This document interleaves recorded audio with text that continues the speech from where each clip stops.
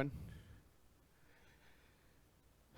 यहाँ पर हम लोग बात करने वाले हैं एक लघु उपग्रह प्रक्षेपण की, और ये टॉपिक जो है न्यूज़ में रहा है और इससे कोई ना कोई प्रश्न बनने चाहिए। और इवन अगर आपको जो मैंने आपको हमेशा प्रक्षेपण पढ़ाए हैं उसमें एक नया प्रक्षेपण अब आप ऐड करेंगे जो आपकी नई एडिशन के बुक में 6th एडिशन बुक के बुक में मैंने ऑलरेडी कर रखा है। ओके, अब 6th एडिशन से जो भी आगे की एडिशन की किताबें हैं उनमें आपको एक नया प्रक्षेपण नहीं मिलेगा जिसको हम कहते हैं लघु उपग्रह प्रक्षेपण। ओके, लघु उपग्रह प्रक्षेपण की ज़रूरत क्यों थी इस बारे में हम लोग यहाँ पूरी चर्चा करने वाले हैं, और इसके महत्व क्या क्या है उस पर भी बात करेंगे, उसके क्या फीचर्स हैं, उसके गुड़ के बारे में बात करेंगे। तो इन सब चीज़ों को लेकर हम लोग आगे बढ़ते हैं। जैसा कि आप सब जानते हैं मेरा रिवॉल्यूशन बैच है जो साइंस एंड टेक्नोलॉजी का, वो लगातार चल रहा है। उसके जो अपडेट्स बीच में वीडियोज़ के हो रहे हैं उन वीडियोज़ को मैं आपको दे रहा हूँ। जैसे जैसे मुझे फ्री हो रहा हूँ, मैं टाइम मिलता जा रहा है, अपने फेस टू फेस क्लासेस से वीडियोज़ नए नए बनाकर आपको अपलोड किए जा रहे हैं।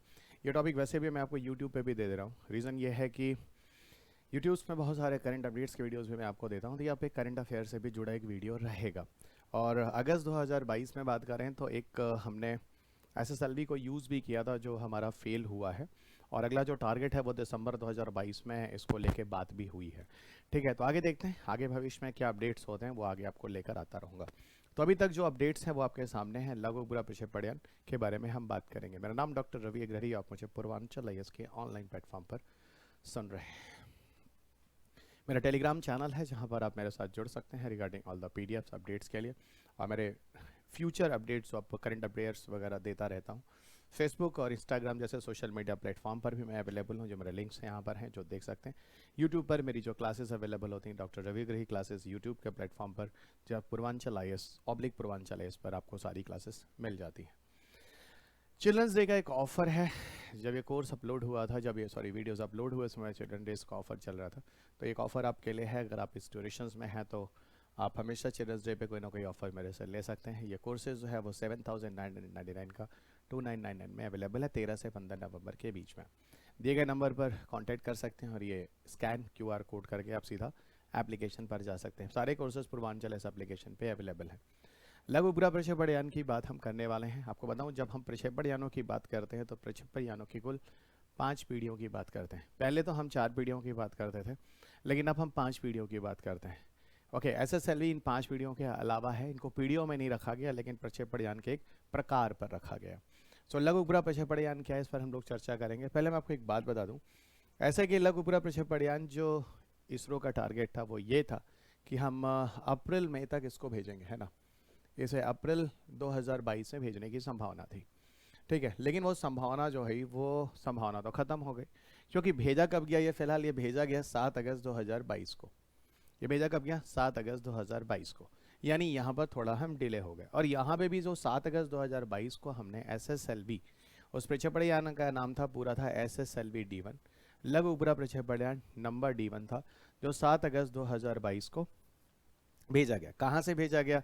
तो आप सबको पता होना चाहिए कि जो हमारा सतीश धवन अंतरिक्ष केंद्र है वहाँ से भेजा गया।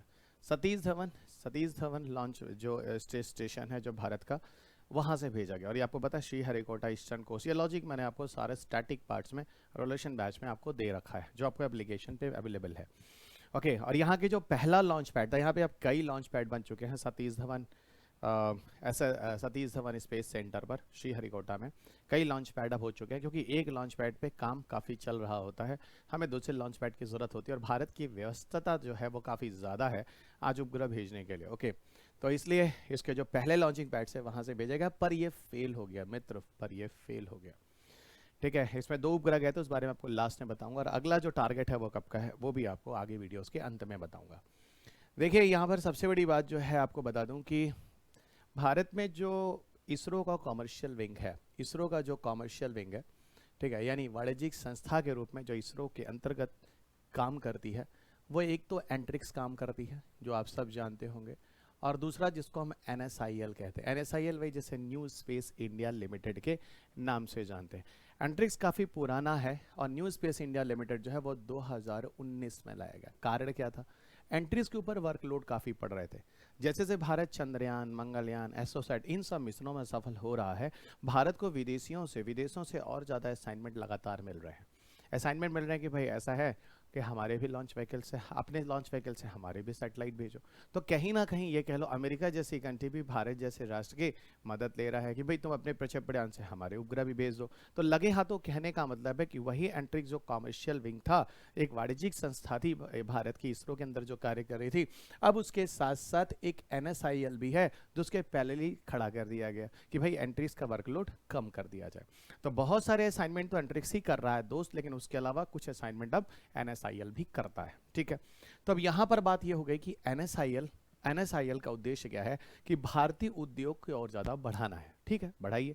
उद्योग को कैसे बढ़ाएगा? जब बाहर के असाइनमेंट आएंगे, हम अपने प्रक्षेपण से और उपग्रहों को भेजेंगे। तो भाई अभी तक हम लोग जो इस तरह के कार्यों के लिए ज्यादातर उपयोग में ला रहे थे, वो हमारा जो PSLV था ना, ध्रुवीय उपग्रह प्रक्षेपण, उसको प्रयोग में ला रहे थे।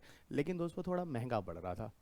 अगर यही काम सस्ते रेट पर हो जाए तो बस इसी विकल्प के रूप में लघु उपग्रह प्रक्षेपण एक अच्छा विकल्प है जो लाया गया है। कहानी समझ में आ गई? PSLV को बनाने में, ध्रुवीय उपग्रह प्रक्षेपण को बनाने में समय ज्यादा लगता था, पैसा ज्यादा लगता था, और यहाँ पर उसके विकल्प के रूप में आपको SSLV जो ला दिया गया, लघु उपग्रह प्रक्षेपण, ये पैसा भी कम लेता है, समय भी कम लेता है, और जल्दी फटाफट बनाकर जैसी जरूरत होती है उस हिसाब से आप बना सकते हैं, उस हिसाब से आप मिशन भेज सकते हैं। तो कितना अच्छा है आपके लिए, बहुत ही अच्छा है। तो ये सारी चीजें यहाँ पर आपको देखी गई।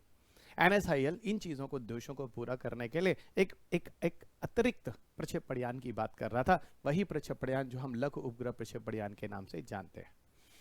ओके, वहीं प्रौद्योगिकी हस्तांतरण के कारण इस तरह की चीजों को विकसित करने में सफलता मिली है। कैसे? असल में क्या होता है, जो हमारा ध्रुवीय उपग्रह प्रक्षेपण था ना, जो भारत ने PSLV जिसको बना रखा है, उसी के प्रौद्योगिकी हस्तांतरण को कर हम लोगों ने लघु उपग्रह प्रक्षेपण के निर्माण की भरपूर कोशिश की थी।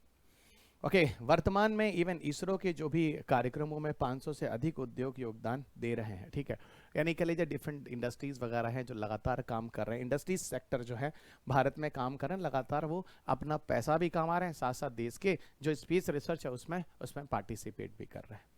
अब देखिए यहाँ पर कुछ चीजें हैं जो आपको समझाने की बहुत ज्यादा आवश्यकता है। छोटे उपग्रहों को निम्न कक्षा में ले जाने के लिए हमारे पास कुछ ऐसा ऑप्शन था नहीं। था PSLV था, लेकिन महंगा था, जो मैंने अभी आपको बताया।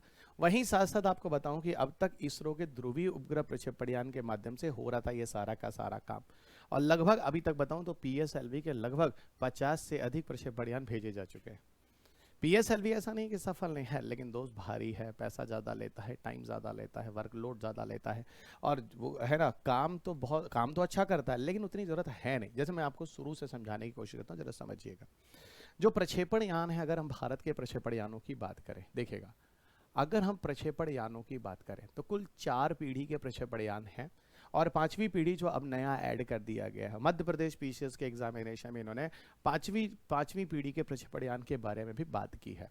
तो प्रक्षेपण यान में अगर हम बात करें, पहली पीढ़ी का प्रक्षेपण यान उसका नाम है SLV, द्वितीय चरण का जो प्रक्षेपण यान है उसका नाम है ASLV, तृतीय चरण का जो प्रक्षेपण यान है उसका नाम है PSLV, चतुर्थ जनरेशन का जो प्रक्षेपण यान है बचा उसका नाम है GSLV, और 5वीं पीढ़ी का जो प्रक्षेपण यान है उसका नाम है GSLV Mk3। तो इन्होंने ये 5 कर दिए। पहले तो ये 5वां जो था इसमें नहीं रखा जाता था, क्योंकि GSLV के डिफरेंट किस्मों में से एक किस्म ये होता था।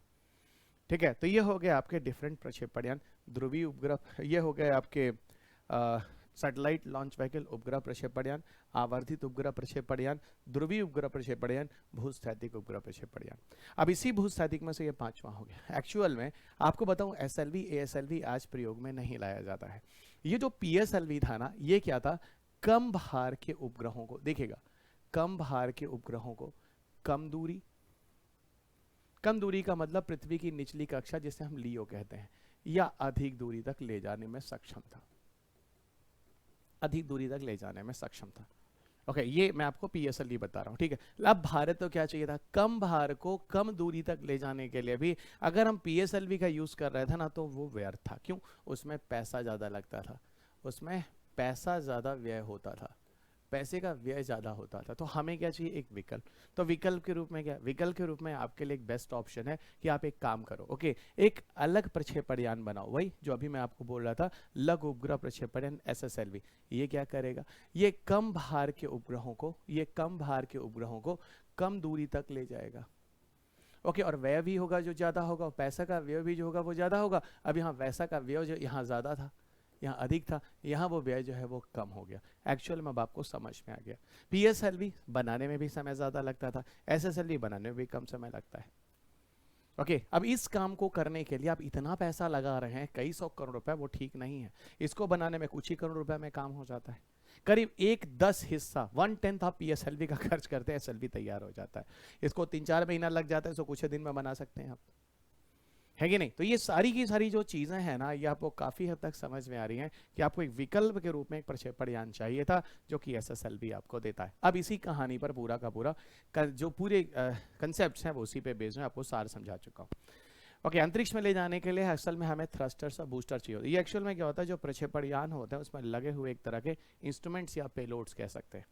क्या होता है, जब उपग्रह को प्रक्षेपण यान लेकर जाता है तो अपनी कक्षाएं बदल रहा होता है, तो कक्षाओं को बदलने के लिए इनमें कुछ थ्रस्टर्स और बूस्टर्स लगे होते हैं जो कक्षा को बदलने का काम करते हैं। ओके या जब लैंडिंग करनी होती तब भी थ्रस्टर्स का यूज किया जाता है ताकि स्पीड को कंट्रोल किया जाए। ये सारी चीजें प्रक्षेपण यान के अंदर एक विशेष पेलोड के रूप में जानी जाती हैं। ठीक है, भारत में आज पीएसएलवी और जीएसएलवी के रूप में दो मेन प्रक्षेपण यान हैं जो भारत के पास हैं, जो भारत इनका उपयोग लगातार कर रहा है। और भारत में जो प्रक्षेपण यान हम बनाते हैं वो जगह है विक्रम साराभाई स्पेस सेंटर, तिरुवनंतपुरम। तो यहाँ पर भारत के प्रक्षेपण यान सारे के सारे बनाए जाते हैं, चाहे कोई भी प्रक्षेपण यान हो भारत का यहीं बनता है। तो इसका मतलब एसएसएलवी का भी का निर्माण यहीं पर करने की बात हो रही है, बिल्कुल यहीं पर करने की बात हो रही है। अब देखिए एसएसएलवी भी कुल 4 चरण का प्रक्षेपण यान होगा, ये मैं आपको बता दूं, जिसके प्रथम 3 चरण में वही प्रणोदक यूज किए जाएंगे जो कि पीछे आपको प्रयोग में आया था पीएसएलवी वगैरह में या एसएलवी वगैरह में आपने सुना था। उसका नाम है एचटीपीबी। एचटीपीबी ये ठोस प्रणोदक है, ठोस प्रवृत्ति का प्रणोदक है, जिसका पूरा नाम है हाइड्रोक्सिल टर्मिनेटेड पॉलीब्यूटाडाइन। इसका पूरा नाम है hydroxyl terminated polybutadiene, terminated polybutadiene. ये है पूरा का पूरा हाइड्रोक्सिल टर्मिनेटेड पॉलीब्यूटाडाइन एचटीपीबी। सो एचटीपीबी क्या है आपको समझा दिया, हाइड्रोक्सिल टर्मिनेटेड पॉलीब्यूटाडाइन एचटीपीबी का यहाँ पर यूज होता है। ओके और जो एचटीपीबी है ये सिंथेटिक प्रोपेलेंट है, ठोस प्रवृत्ति का है, ध्यान रखिएगा। ये किस प्रवृत्ति का होता है, ये ठोस प्रवृत्ति का प्रणोदक होता है। और आपको ये मैं स्टैटिक पार्ट में बता चुका हूँ कि जो डिफरेंट प्रवृत्ति के प्रणोदक होते हैं उनमें ठोस प्रवृत्ति ही सबसे पहले क्यों प्रयोग में लाया जाता है, क्योंकि जब वो जगह छोड़ रहे होते हैं, जमीन छोड़ रहे होते हैं, उसमें एनर्जी की काफी ज्यादा जरूरत होती है और ठोस उस ऊर्जा को प्राप्ति वहां पर पूरी तरह से करा सकता है। चाहे वो एसएलवी देखिए, पीएसएलवी देखिए, एसएलवी देखिए, जीएसएलवी देखिए, जीएसएलवी एमके3 देखिए, सब में आपको पहला स्टेज आपको सॉलिड ही मिलेगा। वही एसएसएलवी में भी हम सॉलिड, ये कॉन्सेप्ट वाला पार्ट है जो मैंने आपको पीछे कराया हुआ है। ओके वहीं पर जो चौथा चरण है जो लिक्विड प्रोडक्ट का प्रयोग होता है, चौथा चरण जिसमें हम वेलोसिटी ट्रिमिंग मॉड्यूल कहते हैं, ये नाम थोड़ा सा ध्यान रखिएगा, आपकी परीक्षा के लिए ज्यादा महत्वपूर्ण हो सकता है। तो प्रथम 3 चरण में तो इन्होंने ठोस प्रोडक्ट का प्रयोग किया, लेकिन चतुर्थ में इन्होंने वेलोसिटी ट्रिमिंग मॉड्यूल का किया है। वेलोसिटी ट्रिमिंग मॉड्यूल नाम से ही कह रहा है कि असल में जब चौथे चरण वाला जो उपयोग होता है सबसे महत्वपूर्ण होता है, क्योंकि चौथे चरण में ही उपग्रह को अपनी कक्षा में, है ना, अपनी कक्षा में सफलतापूर्वक एक प्रॉपर स्पीड के साथ घुमा कर रखा जाता है। उसको मेंटेन करने के लिए वेलोसिटी ट्रिमिंग मॉड्यूल का उपयोग किया जाएगा, क्योंकि अगर अपनी जगह पर सही तरीके से ये उपग्रह नहीं सेट होता है, प्रक्षेपण यान की कोई गलती हो जाती है तो उसको बोलते हैं ड्रिफ्ट ऑर्बिट, भटकी हुई ऑर्बिट, और वहां उपग्रह अच्छे से काम नहीं करता है। तो वही चीज है यहाँ पर आपको जानने की जरूरत है। तो इच्छित कक्षा में इसका देखिए फंक्शन में लिख दिया है, उपग्रह का प्रवेश एक तरल प्ररोधन आधारित वेग ट्रिमिंग मॉड्यूल के माध्यम से प्राप्त किया जाता है, जिससे इंजेक्शन के समय होने वाले वेग में फैलाव को, ठीक है, इंजेक्शन मतलब जब हम उसे इंजेक्ट कर रहे होते हैं, अपनी कक्षा में स्थापित कर रहे होते हैं, जब उसे अपनी कक्षा में स्थापित कर रहे होते हैं उस समय की बात हो रही है। तो जब हम उसे अपनी कक्षा में स्थापित कर रहे होते हैं तो उस समय की बात हो रही है, तो उस जगह पे इंजेक्ट किया जाता है। ठीक है, तो ये पूरी की पूरी चीजें हैं, ध्यान रखें। अभी इसकी पूरी क्षमता 500 किलोग्राम तक मैक्सिमम है। ओके मैक्सिमम 500 किलोग्राम की क्षमता कम थोड़ी। ओवरऑल अगर एसएसएलवी का वेट देखेंगे, अपना खुद का वेट, ये तो उपग्रह के ले जाने का वेट है, अपना पूरा वेट देखेंगे एसएसएलवी का तो खुद ही 110 टन के आसपास होता है। ठीक है, आइए। अच्छा दूसरी चीज ये है कि ऑन डिमांड है, जिसको जो जरूरत है उसके हिसाब से हम बना देंगे, उसकी क्षमता के हिसाब से कितने वेट का चाहिए, पहला बेनिफिट। दूसरा, एक समय में कई माइक्रो सैटेलाइट लॉन्च करने के लिए पूरी तरह से अनुकूल है। कई छोटे छोटे उपग्रह एक साथ आप यहाँ से भेज सकते हैं आसानी के साथ, तो ये चीज भी हो गई, ये भी थोड़ा सा ध्यान रखिएगा। अब देखिए इसमें क्या फायदे हैं, एक तो कम समय में बन जाता है, मैंने अभी आपको बोला था 70 दिन लगते हैं लगभग लगभग, है ना। जैसे सामान्य प्रक्षेपण पीएसएलवी वगैरह में 70 दिन लगते हैं, यहाँ सिर्फ 3 दिन में बना के तैयार कर देते हैं। कम जनशक्ति, 60 लोग मिलकर तैयार करते हैं किसी पीएसएलवी जैसे उपग्रह को, यहाँ 6 लोग मिलकर तैयार कर लेते हैं। बहुत ही कम समय में हो जाएगा ये पूरा का पूरा काम, और यहाँ पर लगभग लगभग 30 करोड़ रुपए की लागत ही होगी, जो कि लागत भी बहुत कम है। उसको बनाने में बताइए 300-400 करोड़, यहाँ लगभग 30 करोड़ में ही आपका काम हो जा रहा है। एसएसएलवी की क्षमता मैंने बता दी, अलग अलग भार के हिसाब से होता है, छोटा, मिनी, माइक्रो और नैनो तीनों तरह का हो सकता है। देखिए 10 किलोग्राम से शुरुआत होती है और 500 किलोग्राम, दूरी लगभग लगभग 500 किलोमीटर तक की होती है। अगर हम इसके तालमेल की बात करें, इसके विकास की बात करें तो ठीक है, समय के साथ ऐसा कहा जा रहा है, अभी आपने देखा था कि लगभग लगभग 500 ऐसी इंडस्ट्रीज और औद्योगिक इकाइयां हैं जो काम कर रही हैं इसरो के साथ मिलकर। तो कहीं ना कहीं इसरो और ये इंडस्ट्रीज दोनों मिलकर साथ आएंगी और इन कंपनियों को लगेगा भाई हम लोग भी अच्छा खासा पैसा कमा सकते हैं। जैसे स्पेसएक्स जैसी कंपनियां जो इलॉन मस्क की हैं, जो प्राइवेट कंपनियां, तो एक अच्छा एक तालमेल मिल जाएगा इंडस्ट्रीज को, और सरकार दोनों मिलकर कुछ ना कुछ बड़ा काम करेगी। जैसे अमेरिका में नासा और स्पेसएक्स जैसी कंपनियां मिलकर देश के ही लिए ही कार्य कर रही हैं, ठीक है। तो अगर ये कंपनियां भी पैसे कमाएंगी तो भाई वो पैसा क्या, एक तरह से भारतीय कंपनियां हैं, दूसरी जगह पे इन्वेस्ट करेंगी, कल को उनका सैटेलाइट भेजेंगे, हम पैसे कमाएंगे। तो ये सारे के सारी चीजें थी जो मुझे यहाँ बतानी थी। एक चीज और आपको बता दूं लास्ट में, एक लास्ट अपडेट जो है वो यही है, जो लास्ट वाला एसएसएलवी भेजा गया था, एसएसएलवी D1 था जो फेल हुआ था, इसे भेजा गया था हमने अगस्त में। देखिए अप्रैल में डिसाइड हुआ था, भेजा अगस्त में गया था, और इससे ईओएस अर्थ ऑब्जर्वेशन सैटेलाइट, पृथ्वी प्रक्षेपण उपग्रह और आजादी सैट उपग्रह भेजा गया था। इसका कुल द्रव्यमान 143 किलोग्राम था, लो अर्थ ऑर्बिट ने भेजना था। इसरो जो है वो इसको भेजने वाला था और ये पूरी तरह से प्रोजेक्ट जो है वो फेल हुआ था। तो ये लास्ट अपडेट है, आगे देखते हैं। ऐसा कहा जा रहा है कि नेक्स्ट एक्सपेक्टेड है दिसंबर में, देखते हैं क्या रिसेंट अपडेट आता है, उसके आगे आपको नए अपडेट्स आगे भविष्य में आपको दिए जाएंगे जैसी जो जरूरत होगी। अंत में इतना ही बोलूँगा, इस टेलीग्राम चैनल में मेरे साथ जुड़े रहें रिगार्डिंग ऑल द अपडेट्स, ये आपके लिए काफ़ी फ़ायदेमंद होगा। और फेसबुक, इंस्टा पे भी आप मुझे सोशल मीडिया पे फॉलो कर सकते हैं। मेरा यूट्यूब चैनल है जहाँ पर आपको बहुत सारे अपडेट्स, ये वीडियो भी मैं आपको वहाँ डाल दूंगा जो कि रिसेंट अपडेट्स में भी आता है, करंट अपडेट्स के वीडियोस के लिए। मेरे courses science tech, environment, agriculture, biology, physics, chemistry सारे आपको पूर्वांचल इस एप्लीकेशन पर ऑनलाइन मिल जाते हैं। और कोर्सेज की जो प्राइस है वो 7,999, जो साइंस एंड टेक्नोलॉजी का कोर्स अभी चल रहा है। इस पूरे के पूरे मॉड्यूल के अलावा मैं आपको एक फेस टू फेस कक्षाएं भी देता हूं Purvanchal IAS as a institution Gorakhpur में, जो मैंने खुद स्थापित किया है। दिल्ली की पूरी टीम के द्वारा आपको कक्षाएं दी जाती हैं। दिए गए नंबर पर आप कांटेक्ट कर सकते हैं। ये बुक है जो हिंदी इंग्लिश दोनों में अवेलेबल है। चिल्ड्रंस डे ऑफर आपको दिया जा रहा है इस समय, जो 7,999 का कोर्स है 2,999 में दिया जा रहा है। 13 से 15 नवंबर के बीच में अगर आप कोर्स लेना चाहें तो आप ले सकते हैं। ये कॉन्टैक्ट नंबर है। धन्यवाद दोस्तों, बाकी अगले लेसन में आपके साथ फिर मुलाकात होगी। तब तक अपना ख्याल रखें, स्वस्थ रहें, खुश रहें, मस्त रहें, मुस्कुराते रहें। जय हिंद। पूर्वांचल आईएएस, भारत में सिविल सेवा में सर्वाधिक सिलेक्शन दिलाने वाले doctor Ravi Agrahari and team अब गोरखपुर में भी। पूर्वांचल आईएएस, पेडलेगंज, इंदिरा नगर, गोरखपुर।